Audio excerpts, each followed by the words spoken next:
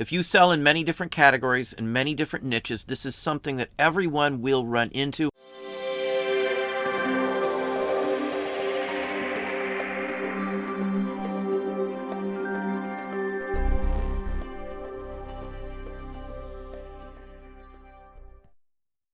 Hey, it's Don. Today we're going to do two things. I'm going to show you some of the items that I've been selling lately, and I'm also going to discuss how things can affect you that you'll have to be able to negate. Now, one of the biggest things we do all the time is constantly assess the categories that we are selling in. What's their overall sell-through rate? How many listings are active? And things along that line. What price is the overall aspect of the items we sell going in? Is it going up? Is it going down? That sort of thing fluctuates all of the time. Trends and collectibles come and go. Many of the items that we do sell could actually die in value, and other items could fill the void. So you've got to be able to keep track of that, be able to know what's going on with the collectibles you are selling, with the items you are selling in general. We constantly change up the items that we sell. I am constantly assessing what should be listed when. So if we're listing a bunch of stuff and the price keeps going down, more items in that category or whatever the case may be, we may switch to a different one temporarily or alter our patterns of listing in general. Something that does routinely help us. Let's hop over and look at some of what we're selling and discuss this a little bit further. Now, if you've been following my channel for any length of time, you'll see similar items many of the times in my videos on what sold on eBay. Now, you'll see changes in them as well. Certain items that you haven't seen before that I sell routinely. I sell the standard items, but we routinely flush in new items that we acquire or new items that the price has steadily risen on. Now, silverware like this spoon here, which sold for $41.40, is actually tied to many of the other items that I sell. If something's hot, something's going like gang wild, I will sell those items, list them much quicker like this item here. Now, this is a Waldorf Astoria hotel spoon.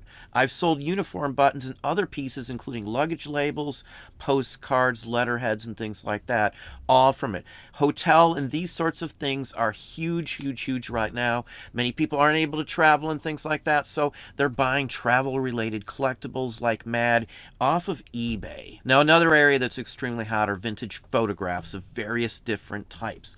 I tend to list those and grab those anytime I can get them. Now, in the past, I didn't go after these items as aggressively as I do now because they routinely sell. Another example, $54 for this one here. Now, this is a pinup girl. These are two Navy sailors. This was taken in Hawaii during World War II. These photo booth photos are super, super hot right now. Any of those sorts of things for us sell extremely well, like this one here. I've got nothing into these sorts of items as well. They're small, they're tiny, there's not much value perceived by most people. Another example, China items are super, super hot. I will bypass a bunch of other stuff to get items related to vintage China. Any of those sorts of things sell extremely well for us. This is a 1930s photo of a Chinese town. I don't even know the town name itself. Don't speak Chinese. I can't read any of these signs in it. I took $250 for this one. Again, this is one of those purchases where I've already sold enough to get a profit. This is all profit less eBay fees.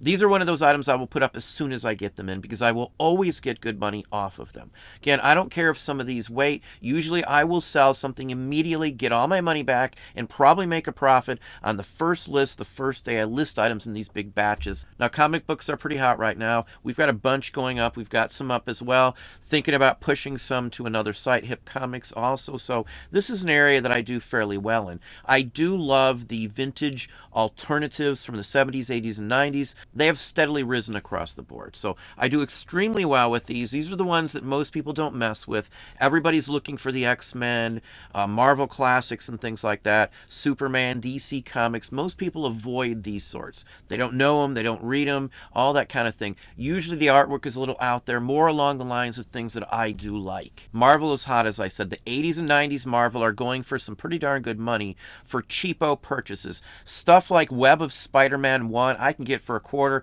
$1 at most on something like this. And it does sell extremely well, as you can see. That is the price it went for. Marvel is hot, so we've been listing anything kind of related to this, getting it out, getting it ready to list as well. We're avoiding listing other items right now because, again, the market is super hot on these items. If you don't pay attention, you could be missing out. You could be selling the usual stuff. You might not be addressing what you have. You might not be changing up. All those sorts of things can hurt you.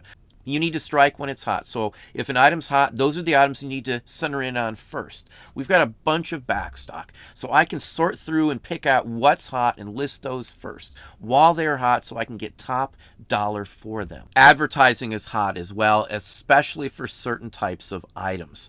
Parrot collectibles go extremely well for us also. This has an incredibly nice illustration on the back. It's for Coronado Hard Sweet Biscuits, and it's from the American Biscuit and Manufacturing Company. Very well-known maker from that time frame. This is actually the back of the card. Many people may miss that and list the other side as the most graphical aspect of this. But the back is actually the attracting factor on this one, and part of the reason it sells so well. Now, I don't sell a lot of foreign items. I don't buy many foreign items, but some are highly collectible. Now, this one's from Montreal.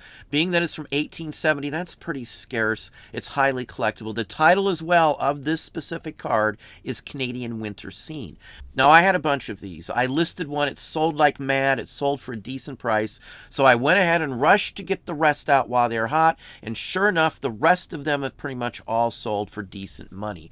Another fine example here of me getting out items while they are hot. It's not Christmas. It's the subject matter, the printer, and the city itself on why this is being collected for a higher price than normal. Now, we do sell records all the time, and there's a few areas, a few genres that are gaining steam right now, and the prices are going up for what used to be cheap couple dollar records. Exotica and lounge music is hot. It's highly collected right now. So most of this sort I've been putting up online and doing extremely well with them. Now, this is a rehash from the TV show 77 Sunset Strip, and it's a cha-cha-cha version of that same exact music, basically. It's interesting. It's unique. It's by someone who's fairly well collected. It's sold extremely well for a record I spent a dime on. Now, another area that's doing extremely well are items sold to crafters and other artists and people who repurpose things. If you're unaware of that market, you're missing out a massive amount of money because we do make a ton of money selling to people who repurpose vintage items for their own needs. These sorts of things, lovely images of ladies and parasols and summer scenes like that, do extremely well this time of year. So we start to put up scrap lots and things that would be sold just for somebody to rehash, to redo, and this is a perfect example. $32.40, so I mean, I'm getting good money for something I have pennies into. Now, in the last year or so, we've delved extremely heavy into vintage uniform pieces like buttons, uniform buttons, and we have a massive assortment of them, and we're just now starting to trickle them online. We've got roughly 3,000 listings now of buttons and this sort of thing, and the prices on them are higher than they have ever been that I can remember. So we're getting top dollar for many of the items that we're putting up across the board. Now, this is a set of cufflinks that's tied to a specific button. New York Central is pictured on here. It's made to look like an actual shirt button. These items are extremely hot now. We were lucky enough to get a whole big assortment, bunches of these across the board, and we have started to flood these, and the sales are coming in. So this is some of the areas that we're sticking to as opposed to other items that we normally list. I have not listed many postcards lately because of how well this category is going for us. So if you're having problems and sales and things that you are selling aren't going in the direction you want, they're slowing down, they're actually getting lower and things like that, you need to address what is going on with the category itself. So if you look at the category, you may realize that it's overall trending down in value. So at that point, we'll be looking at other items. Many collectibles, if you haven't sold collectibles before, will go in like ranges. 1 decade something may be hot, couple years it may be dead and not be selling hardly at all, other than a few die-hard collectors out there. This happens all the time. Like sports cards, trade cards, stamps, anything like that goes through a cycle where things do slow down. So we're always prepared. I'm always moving and changing whatever we sell based on the current trends.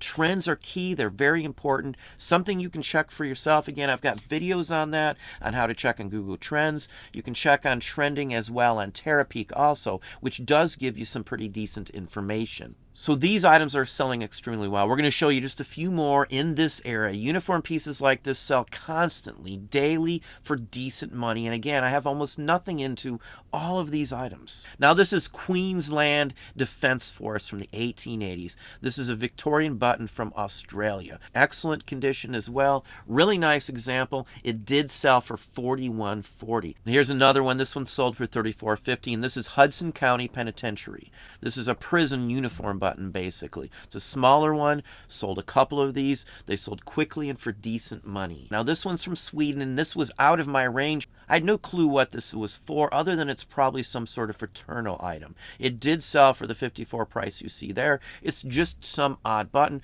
I do have another one that I put up after this one sold as well. Most people overlook these items from South and Central America, but they do well for us. I routinely sell them over again for good money. This one did sell for $54. It is a United States of Colombia Army uniform button. I've had a couple of these sold for the same price, the same price range. I've got pennies into these as well. These are extremely hot, so I've been listing everything we can in this genre as quickly as we can. And here's one final example, Dominican Republic Army. This is an original one. This is about 1900, 1920, and it's sold for right at the 40 mark shipped.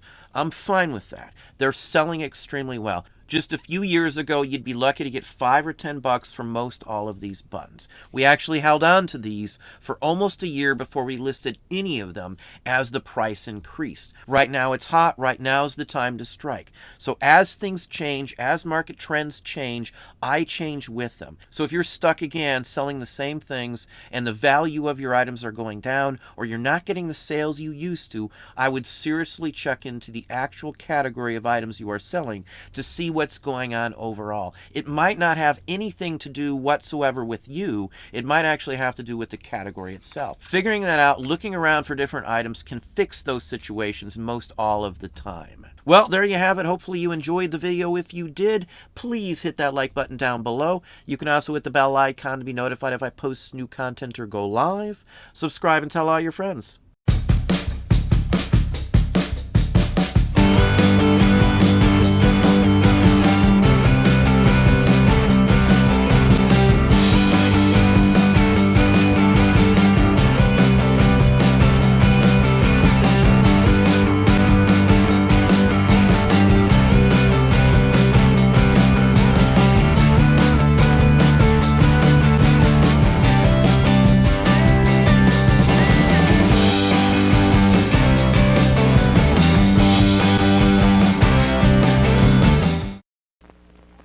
If you own an electric hair setter, you can now get droop-proof curls like never before. With new Kindness heat-activated conditioner. Spray it on, roll it up, and the heat activates the protein conditioner to give you extra body. Helps your hair hold up through wind and rain and just plain living. The droop-proof curl. Get it with new Kindness heat-activated conditioner from Clairol. Fantastic.